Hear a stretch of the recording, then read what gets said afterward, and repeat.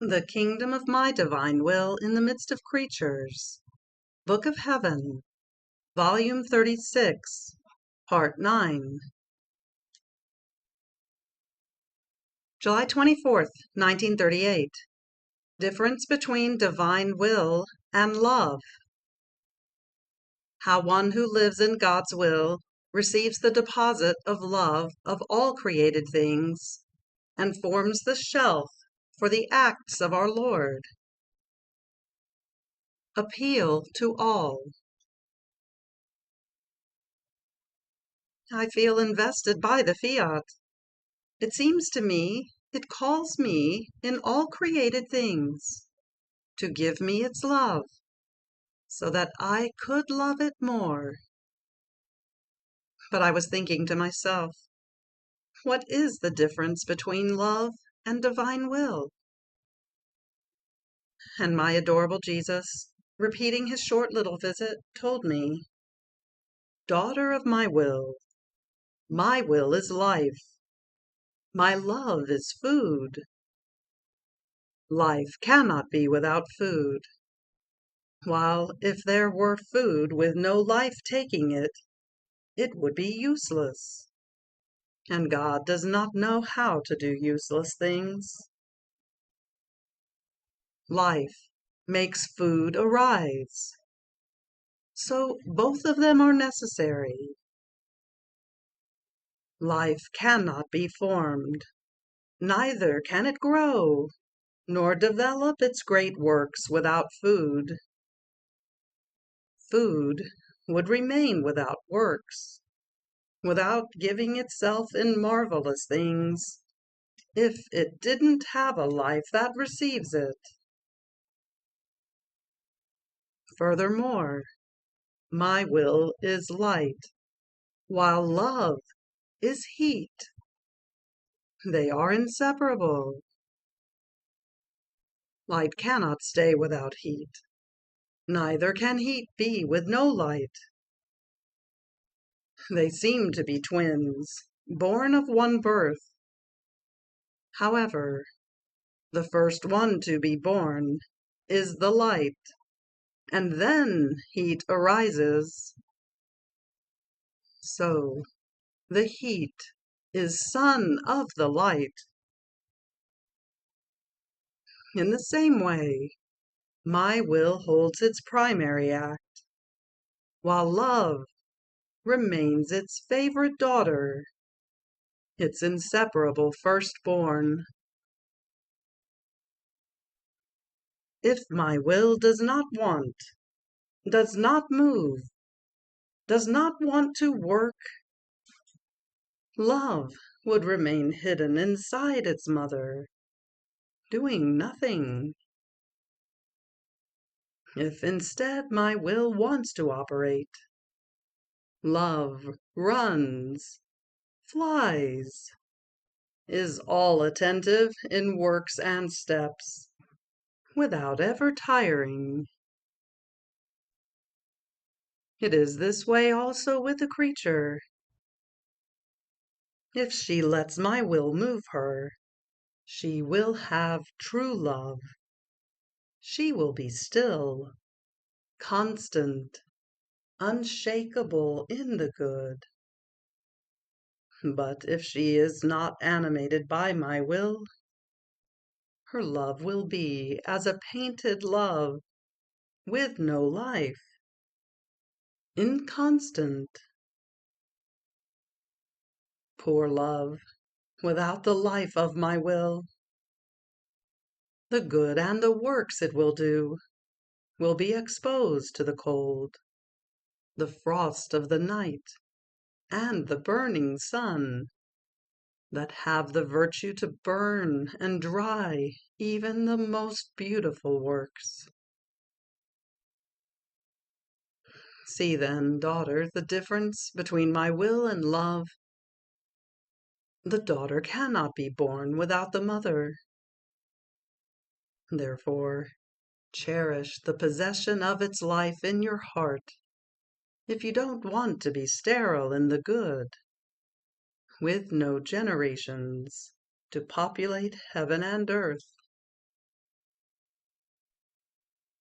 After this he added, "My blessed daughter, living in my will puts everything in order, and makes known the good that all created things possess, the love with which they are invested. They pour themselves on the creature, to love her with a distinct love that each created thing possesses. Therefore, in one who lives in our will, we find the love with which we created heaven, the variety of our distinct love with which we dotted it with stars. Each star is a different love, and we see it sealed in the creature.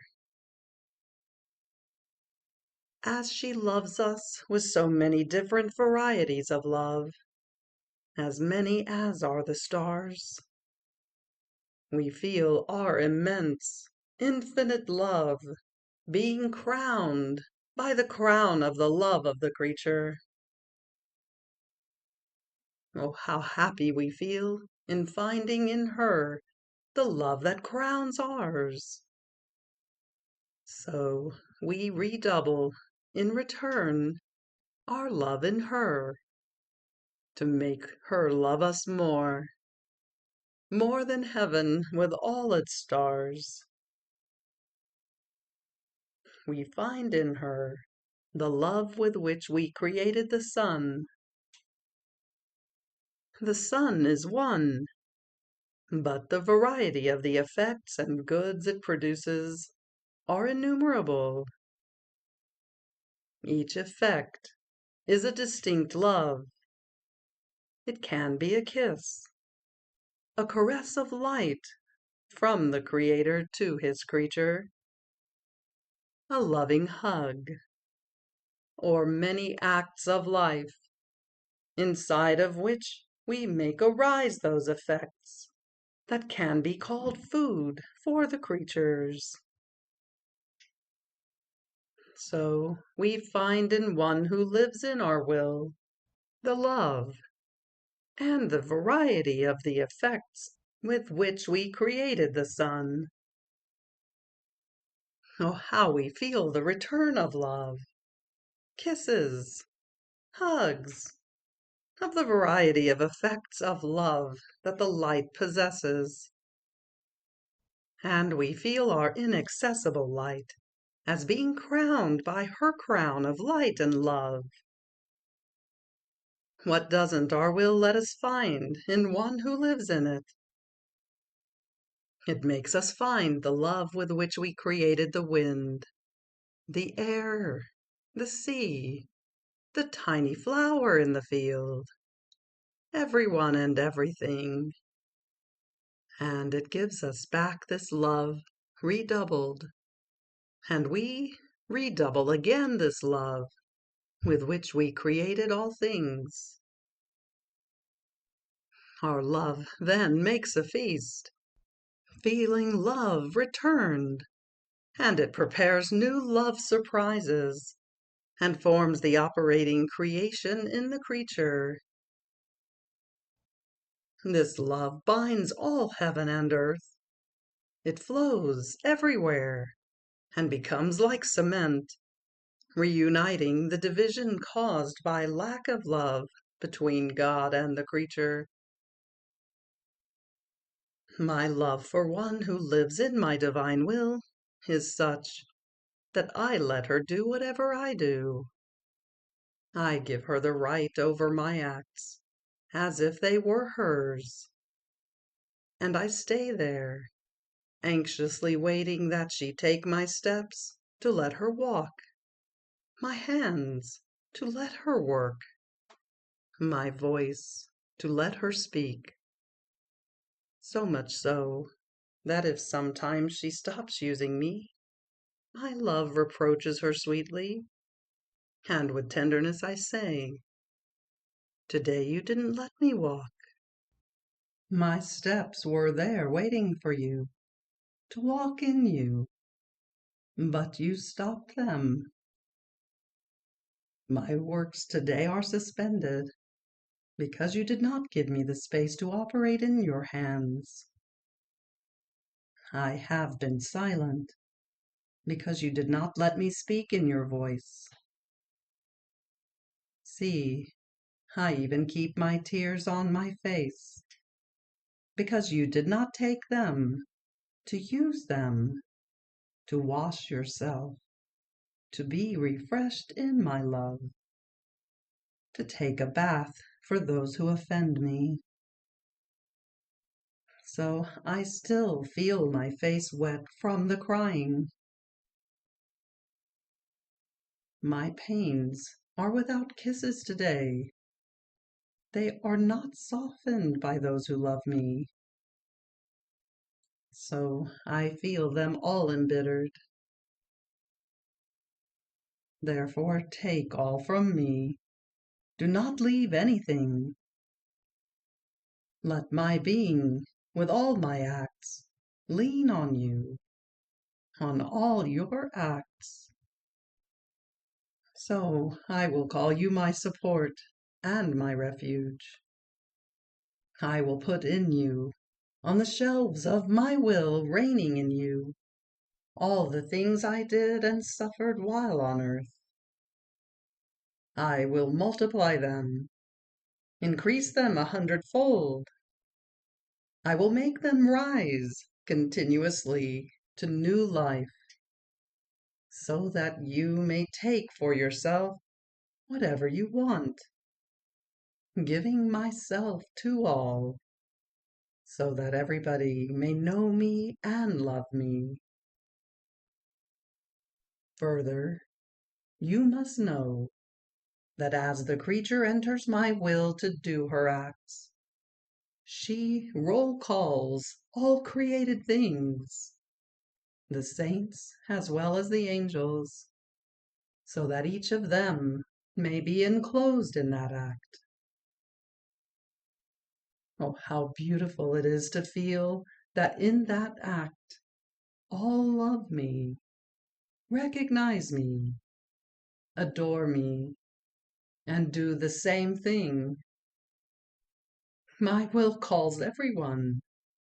It imposes itself on all, and all remain happy and honored to be enclosed in that act done in the divine will, to love with new love, and with the love of all, the one who loved them so much. Fiat. July 30th, 1938. How in heaven there are different roles. Each blessed will have a God all for himself. How Jesus loved us in all created things. Spontaneity of Jesus in the good. My poor mind is often invested by the ardor of love of the divine will. Its marvels are always surprising, one more beautiful than the other. Then my adorable Jesus, surprising me with his short little visit, with a love that enraptured my little soul, told me, "My little daughter of my will, the prodigies, the marvels, the enchanting scenes I make in one who lives in my will are various, and so beautiful and enchanting that nobody can imitate them. You must know that in heaven there are innumerable tasks, but those prepared for the souls who will have lived more beautifully and distinctly than others, will possess divine, enchanting harmonies and scenes, joys always new, that will arise from the depth of my will in which they live. They will have in their power joys and happiness always new. They will form them in their power, as many as they want, since my Fiat has the virtue of creating always new joys. These tasks will be the new enchantment of that celestial residence. Now I want to tell you of another surprise, an even more beautiful one. In heaven, each blessed will have me inside of themselves, have me as his own creator, king, father, glorifier. But he will also have me outside of himself, really close to him, as if I would carry him in my arms. We will love together and delight together. I will not be a God for all, but a God for each one.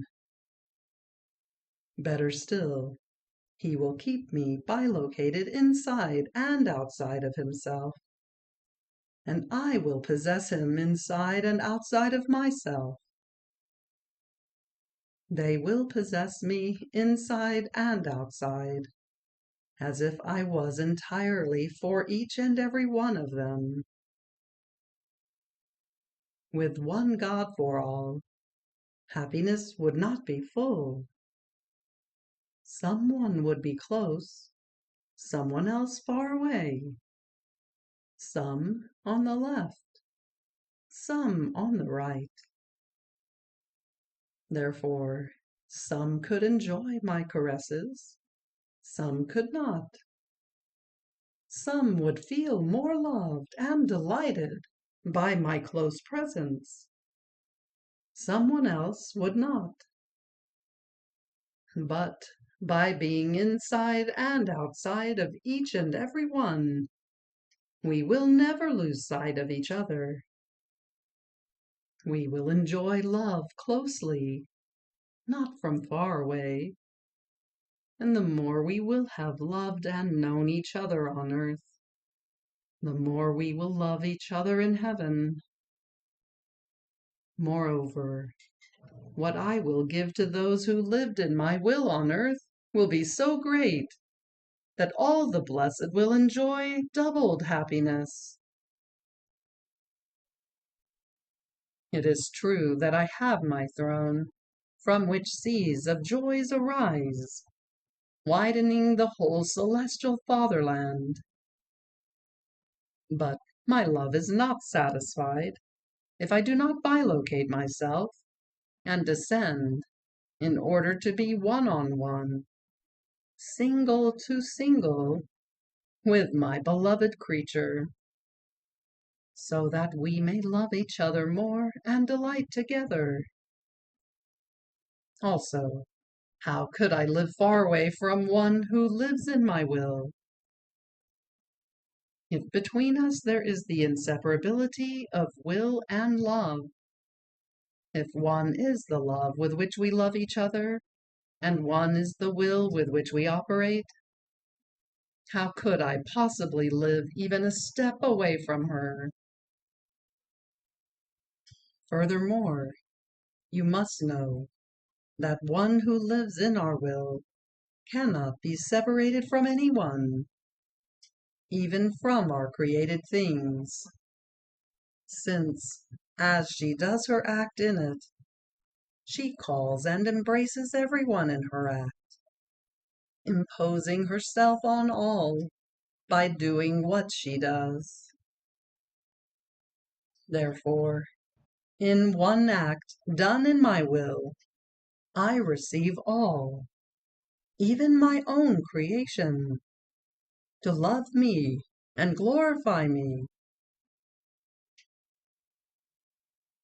After this he added, "My daughter, I am like a king who has many queens, and they love each other with such love that one cannot live without the other.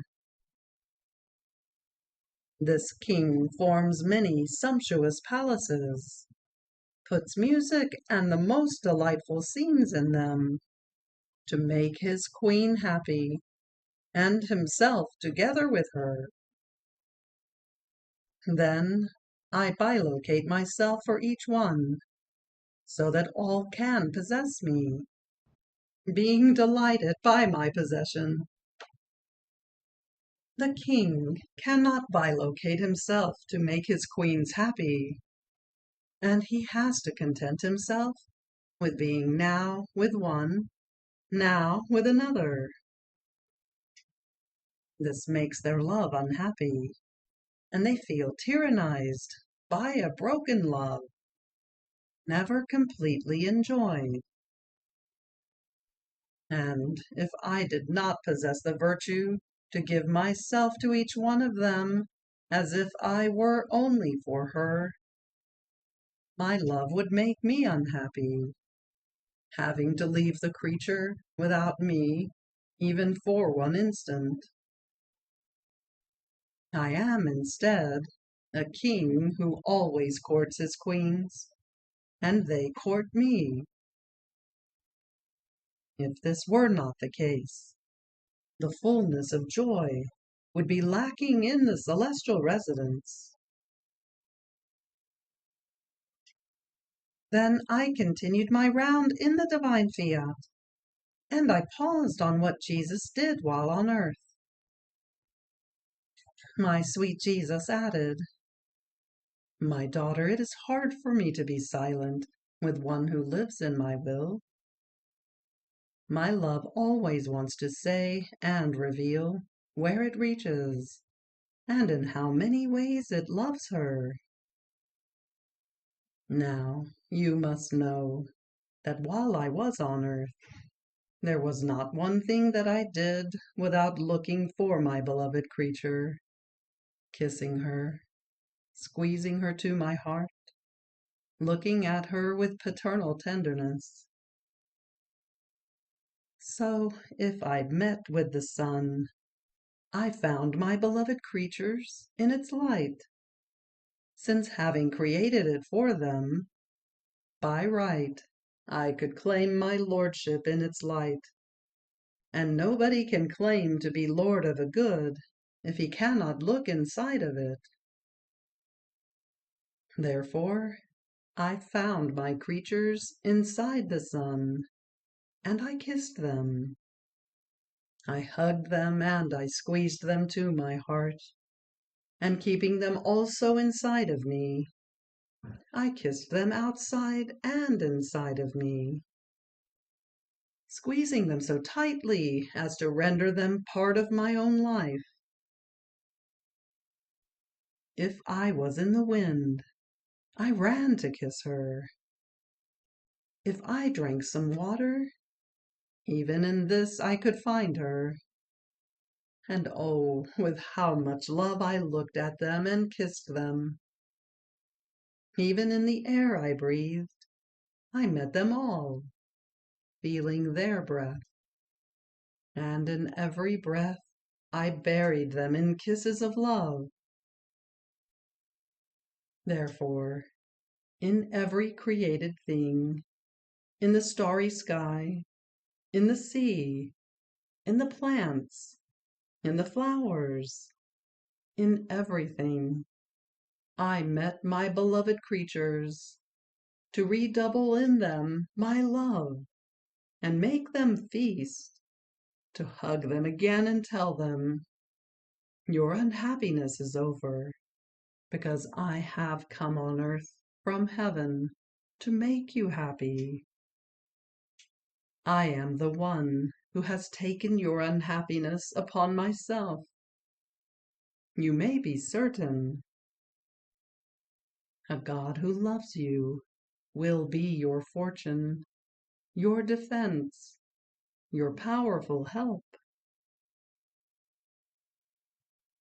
The most beautiful characteristic of my love is spontaneity, to the extent that in the very suffering they gave me during the Passion, I formed those pains in myself first, loving them, covering them with kisses. Then I passed them to the minds of the creatures, so that they would inflict them upon my humanity. There was no pain given to me by the creatures that was not wanted by me first. The creatures came in secondary order, so my pains were soaked by my love, covered with my ardent kisses, and they possessed the creative virtue of making souls rise again to love me. The truth can be seen in spontaneity. A forced love cannot be called true. It loses freshness, beauty, and purity. And oh, how inconstant and unhappy in the sacrifices it renders creatures.